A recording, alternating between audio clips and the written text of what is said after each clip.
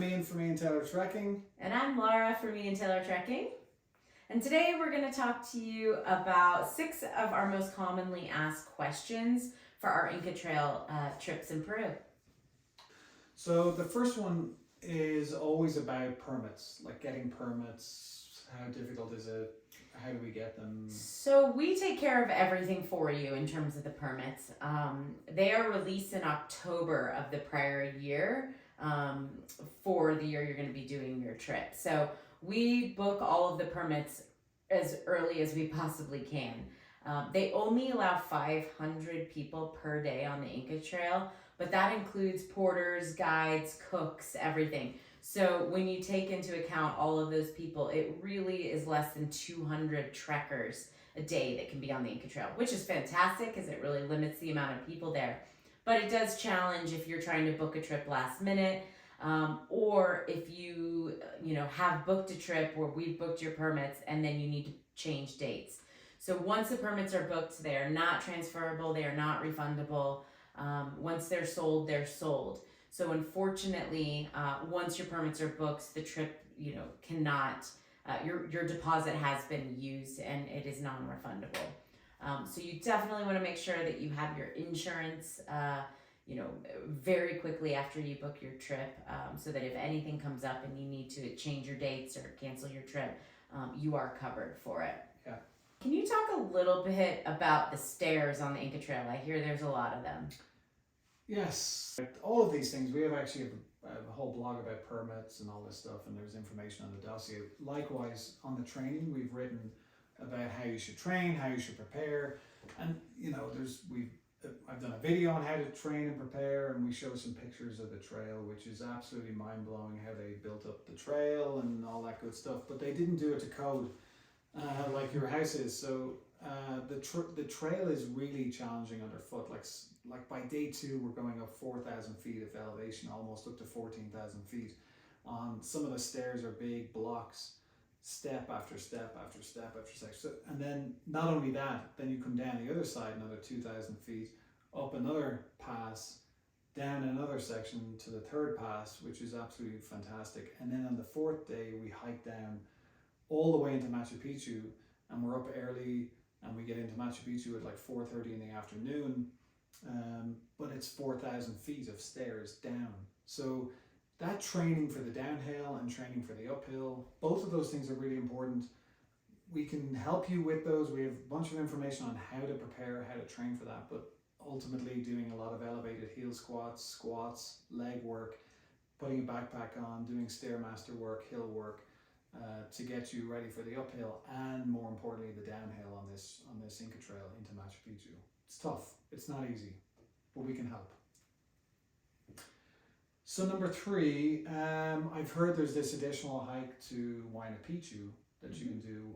How does that all play out, and what do I need to do? So Huayna Picchu is an additional hike and an additional permit that we can purchase for you to do on that day that you are doing your full tour in Machu Picchu.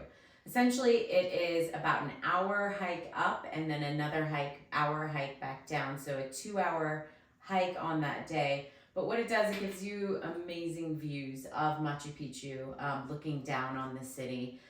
It's quite a unique perspective and definitely a great add-on to your Inca Trail trip if you decide to do that. We do have to book permits. It is an additional expense, and you do have to book it well in advance. So, once you've got your dossier from us, you've secured your trip, we'll see some more information in the dossier on the Huayna Picchu edition. And we would want to know very early to make sure that we can still book that permit, because they are limited as well. So if you are interested in adding that onto your trip, you need to let us know in the office. So I've also heard that there is some circuits in Machu Picchu once you arrive. Can you help explain what it's like that day when we do the full tour? Yeah, so after arriving into Machu Picchu on the 4th day in the afternoon, we get this amazing view as the sun is setting on Machu Picchu. We get on the bus, we go down to Aguas Calientes, take you out for a nice dinner. The next day we come back up, and normally the people that are doing Huayna Picchu go into Machu Picchu an hour earlier. But either way, whenever we go up there, there's circuits in new circuits in Machu Picchu, you just can't wander around like you used to be able to do, and there's guys with whistles telling you to stop doing things if you're walking in places you shouldn't be.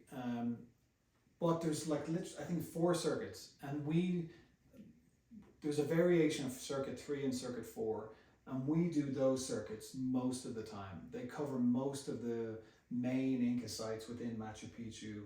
It gives you the best feel for the time allowance, which is only like 2 hours, which you're allowed in Machu Picchu. So we pick the best circuits to give you the best the best experience in Machu Picchu, and we do a full guided tour on one of those circuits, and then we take you back to Aguas Calientes for lunch, and then on the train, and then back to Cusco.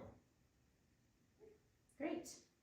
So number 5 is additional expenses that somebody might incur on the trip from arriving in Cusco through the trail and back.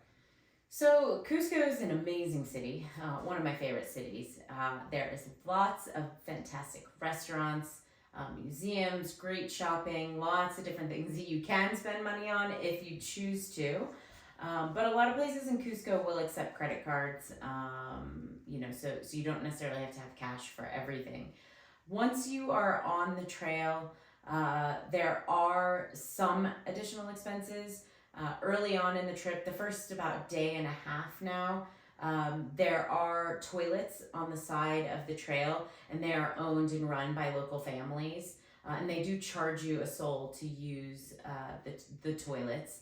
So you do want to have some spare change with you, sols to pay for those. It does support the local community, so it's all a part of the trail. There's a couple of sections where there's people selling drinks and snacks along the way.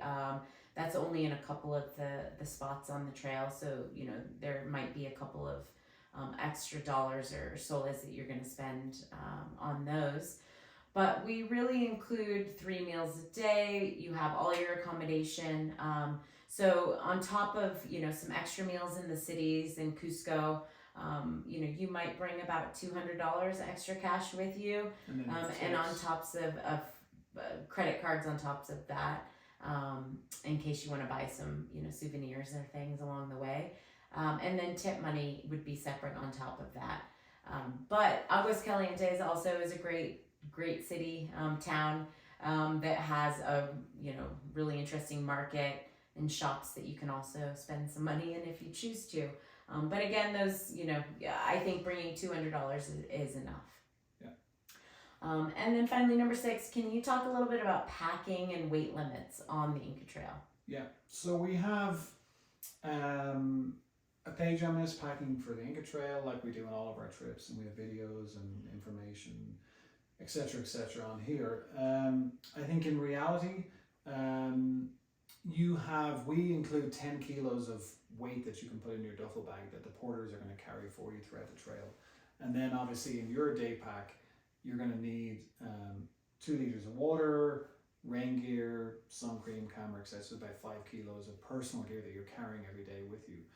So the porters will take 10 kilos. And then when it comes to like water, you can get water before we go on the trail, and then every day on the trail we're getting water in the morning, in the afternoon, like at lunchtime there's more water, there's more water all the way through the trail, so you don't need to carry anything extra of that. Then I think that's it. I think that's quite enough for 4 days on the trail, so 10 kilos is enough. So if I have any extra clothes for Cusco, or if I'm traveling onward, can I leave that somewhere? So you definitely can leave it at the hotel. So we use a really nice hotel right near off the main square in Cusco. They have a whole storage area, so I can leave all my travel clothes, toiletries, anything I didn't need on the trail. I can leave all of that in Cusco. And then I actually bring some extra clothes if I have space, like for going out in Aguas Calientes the night that we're down there. So you can bring some casual clothes, but everything can be left in Cusco, and then on the way back, get to the hotel, get those clothes, and then repack your bags and for the onward journey home. Fantastic. Any questions, let us know. A lot of this information is on the website, which we'll share links with you. It's in the dossier, and feel free to email us info@iantaylortrekking.com, and we're happy to help you get the answers you need.